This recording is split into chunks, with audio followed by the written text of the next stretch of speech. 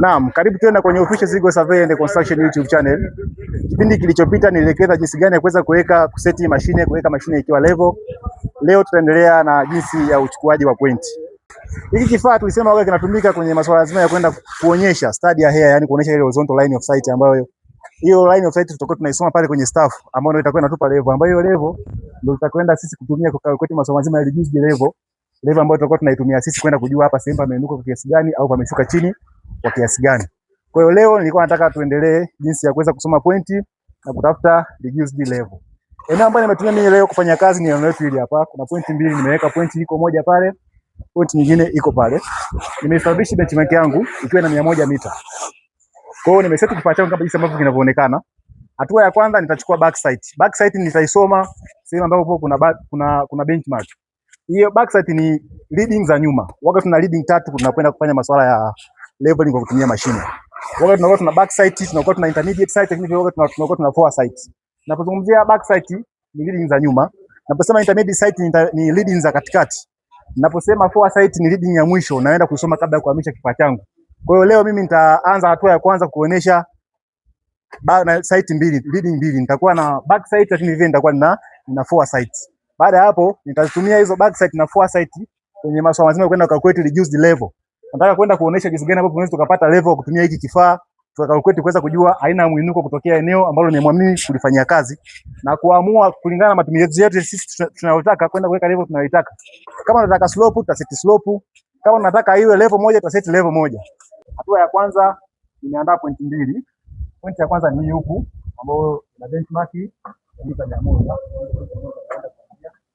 kazi, lakini na point nyingine ile pale ambayo ni label FS. Ile pale ni forward sight. Hiyo ni point yangu ya mwisho. Kwa hiyo ndio lango kufanya kazi itakuwa kuanzia hapo ni 100 kwenye benchmark ile pale kwenda pale. Kwa hiyo tutachukua point ya back sight, tutachukua na point ya forward sight pale ili uende kumsaidia kwenye calculation za masuala mazima kwenda kupata reduced level. Formula ya reduced level ni lazima uwe una height of instrument, lakini lazima uwe vile uwe una forward sight au tunasema staff reading. Ili kuweza kupata height of instrument lazima uchukue back sight ujumlishe na reduced level ya point husika. Kwenye upande wa back sight tumeintroduce benchmark ikiwa na reduced level ya 100. Benchmark yetu ndio hii hapa. Kwa hiyo tutakachoenda ukifanya hapo tutasoma back sight kwa upande wa staff, then tutajumlisha pamoja na reduced level ya kwenye benchmark ili tupate height of instrument. Kwa tunapata height of instrument tunaenda kuchukua forward sight, sight ya kule, tunaenda kuchukua reading ya kwenye point yangu ya kule ambayo tunaita forward sight. Then tutapata tofauti ya mwinuko na kujua eneo letu lina mwinuko kiasi gani. Kwa hiyo nilikuwa nataka tuanze hatua kwa hatua. Kwa hatua ya kwanza nitasoma staff yangu kwenye upande wa benchmark kule, nitasoma kule kwenye upande wa nini? Upande wa benchmark. Kwa hiyo nitasoma then nitarekodi kama jinsi inavyoonekana, adjust mpaka atakapoenda kuipata staff yangu then nitarekodi. Kwa kama hapa mimi namsomea ni 1.250. Kwa hiyo nitarekodi 1.250 mita. Hiyo itakuwa ni back sight yangu. Baada ya kupata back sight nitageuza kifaa changu kuhakikisha hivi ili kwenda kusoma pointi ya forward sight pale. Then na yenyewe nitarekodi. Kwa hiyo nitakapoenda kupata ni kama hivi, tutahamisha staff kutoka kwenye back sight kuelekea kwenye forward sight. Then na yenyewe nitarekodi. Nitafanya adjustment kama kawaida tena kuitafuta staff yangu mpaka nitakapoipata. Then na yenyewe nitarekodi reading kwenye upande wa forward sight. Hapa nimepata ni 1.8000 mita. Hii ndio reading yangu ya nini? Ya forward sight. Baada ya nimepata hiyo forward sight, nimepata na back sight. Kwa hapo nitaenda kucalculate reduced level kwa kutumia formula maalum. Formula ya reduced level inasema reduced level ni sawa na kuchukua height of instrument tutoe na forward sight au tunasema reading ya zile ya mwisho nini? Staff tuweza kuipata pale.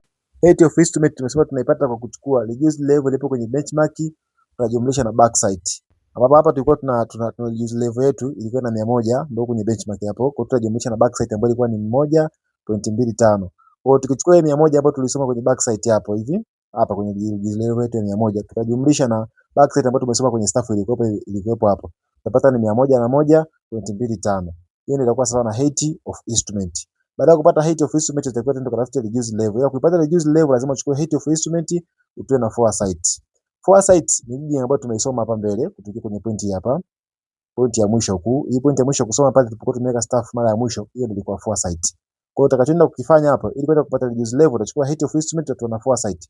Forward sight ndio hii hapo point. Tumesema kwamba height of instrument tulipata ni 101.25. Kwa hiyo tutatoa na foresight ambapo foresight tulipata sawa na 1.80 mita. Kwa hiyo tukichukua height of instrument tukatoa na foresight ambayo 101.25 tukatoa na 1.80 tutapata sasa na 99.450 mita. Reduce level yetu ni 99.450. Kwa hiyo tulipata ndio reduce level yetu. Sasa ili kuweza kupata tofauti ya mwinuko, na hiyo tuchukue benchmark ya pale ambayo tulisema ni 100, tutoe na 99.450 ambayo tutapata ni 0.05. Kwa hiyo tofauti ya mwinuko kutoka kwenye pointi zetu nilikuwa nimeseti. Pointi ile pale kwenda kwenye pointi ile pale ni 0.55. Hiyo ndio tofauti ya mwinuko wetu. Kwa hiyo sasa maana nzima ni nini? In case imetokea reduced level ni ndogo kuliko benchmark. Kwa mfano kama hapa tulipata reduced level ilikuwa ni 99.45 lakini benchmark ilikuwa ni 100. Ambapo ukitoa hapo utapata ni 0.55. Maana lazima hiyo pointi ipo chini ya benchmark. Yaani lazima hiyo upande ulikuwa kuna benchmark hapo juu kwa 0.55 kulinganisha na upande ambapo kuna foresight. In case ikitokea reduced level ni kubwa kuliko benchmark, maana lazima hiyo pointi ipo juu ya benchmark. Maana lazima kwenye benchmark pako chini, kwenye ile pointi pako juu. Kwa hiyo wewe utafanya kulingana na matakwa yako, kulingana na wewe ulivyokuwa unataka. Lazima kama ulikuwa unataka upate level ambayo ni moja, ni flat surface, utaamua. Kwa mfano kama kwenye kesi yetu, utaamua either upande kulikuwa kuna benchmark ambako tunasema pako juu, lazima upashushe kwa 0.55 au kwa upande ulipokuwa na foresight upandishe kwa 0.55 mita ili upate flat surface. Sasa wewe ndio utaamua kulingana na matumizi yako. Kama unataka level moja, lazima utahakikisha huo urefu uliozidi hiyo difference ya 0.05 unaipunguza ili level iwe sahihi. Kama unataka slope, utaangalia unataka slope ya ngapi. Je, utaendelea kushusha ama utaendelea kupandisha? Ili kupata tips zingine za masuala ya construction na survey, usiache ku like, subscribe, comment na kushare kwenye channel yetu. Asante.